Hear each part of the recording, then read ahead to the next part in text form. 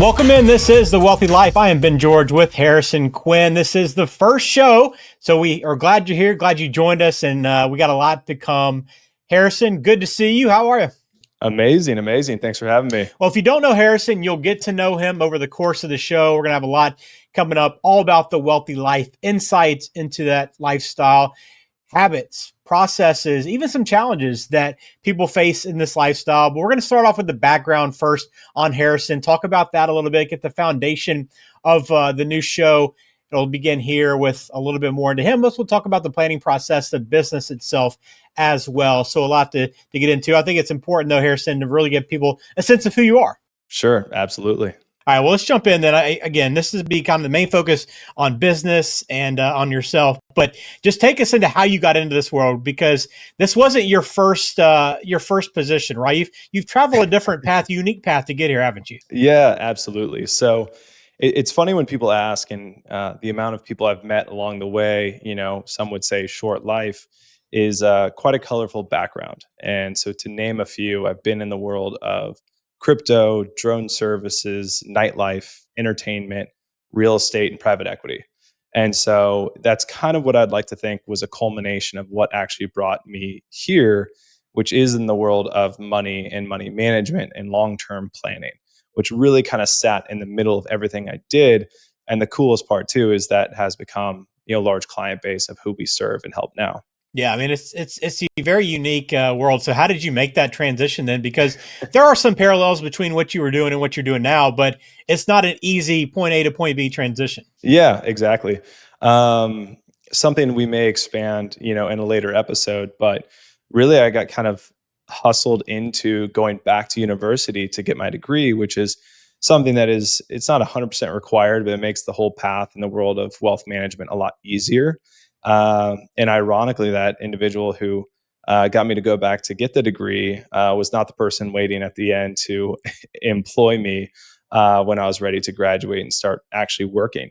But it was a cultivation of a lot of failures, a couple of personally failed companies through my entrepreneur route that really had pushed me to this point.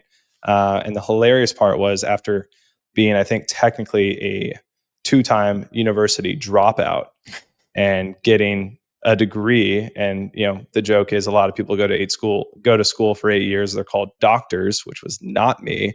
Went through this whole process to get the degree, spend the money and the time investment, and to accept my first role, which had a $0 a year salary. So that made a lot of people laugh, and my folks not so happy.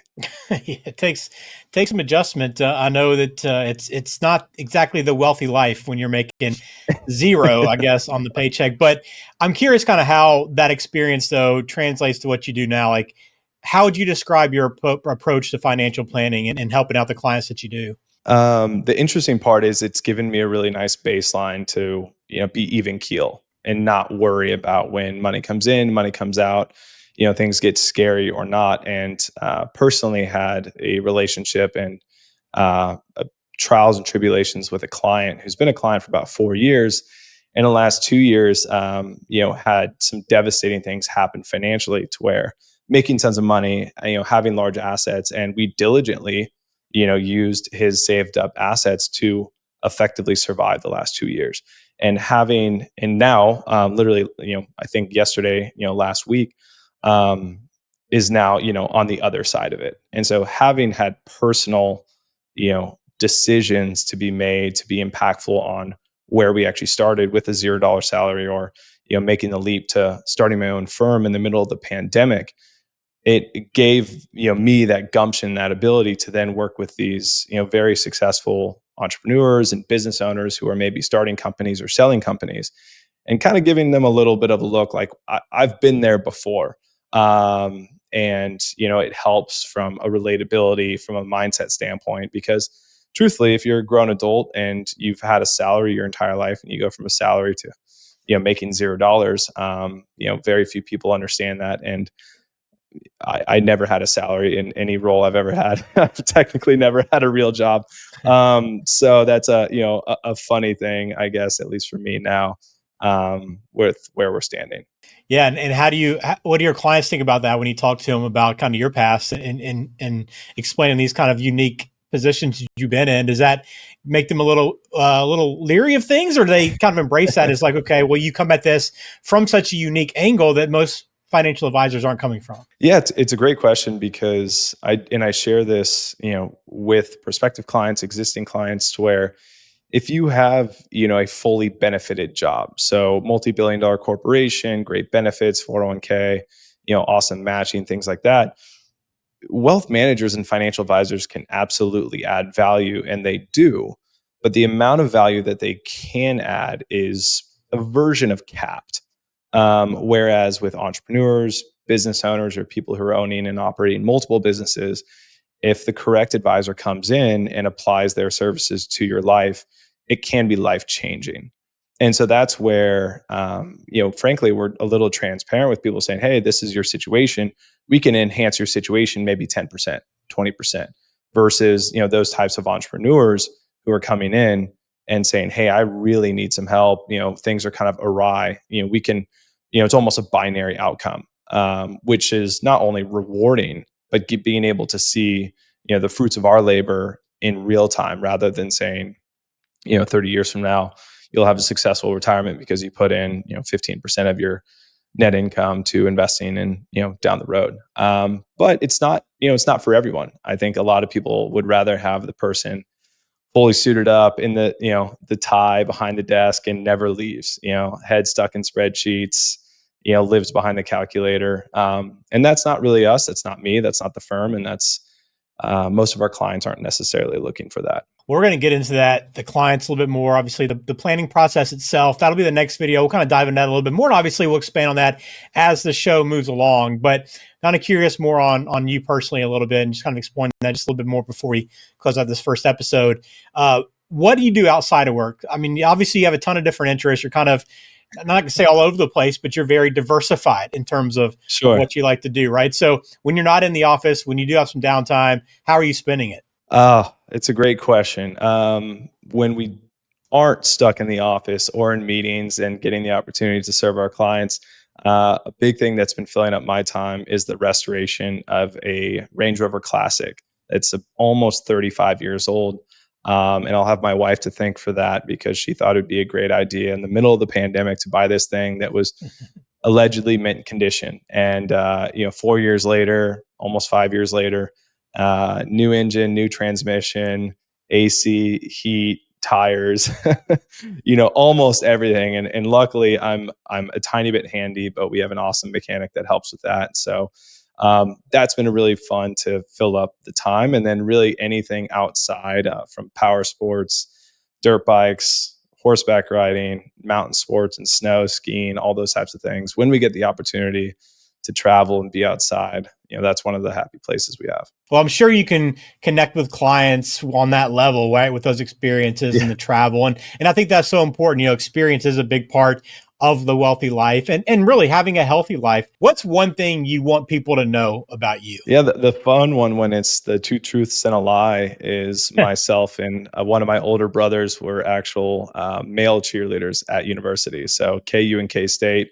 I cheered at KU. He cheered at K-State. And he's more surprised than I am, because about 6'5", 280 pounds with tattoos and a buzzed head. And so everyone thought, he played football. Maybe I played a different sport. But yeah, male cheerleaders. It was great.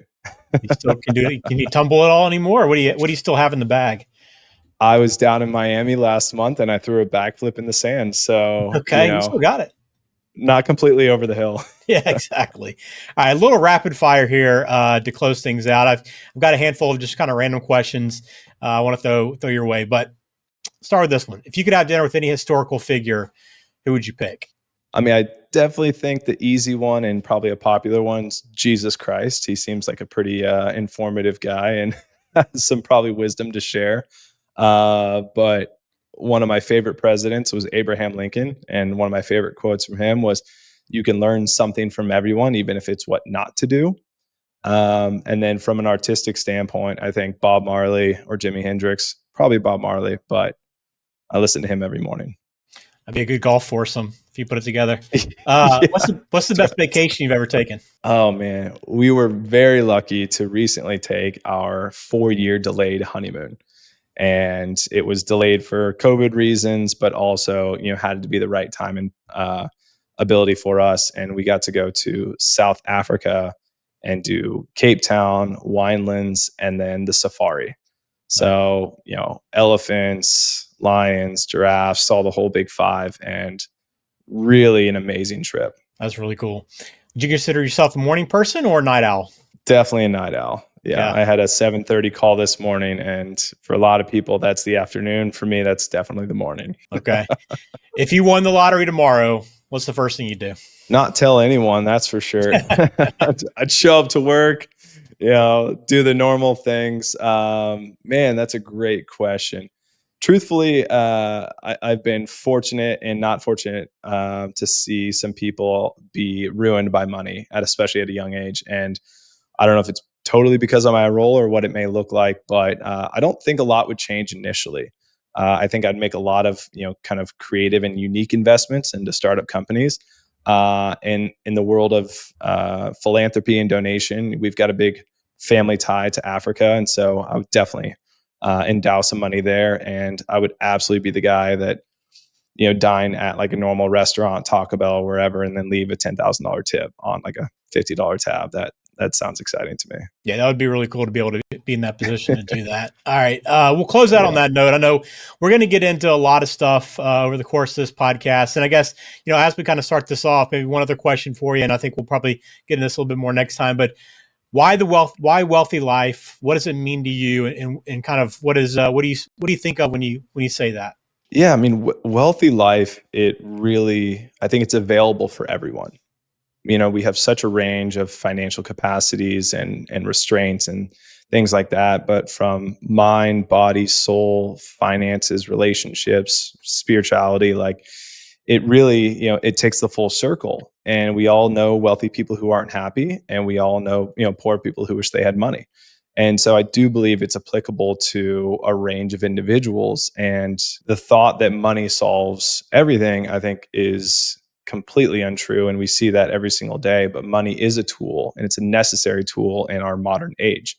And so if you can acquire some and manage it appropriately, it gives you the tools to have a wealthier life.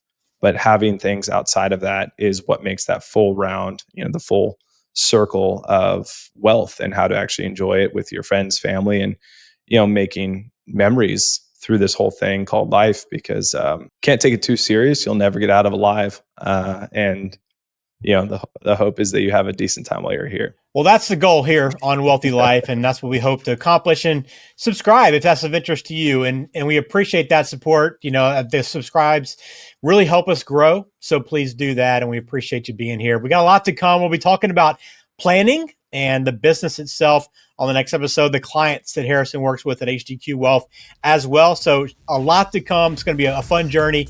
Harrison, looking forward to spending that with you, and thank you for being here on this first episode. Absolutely. Cheers. Thank you.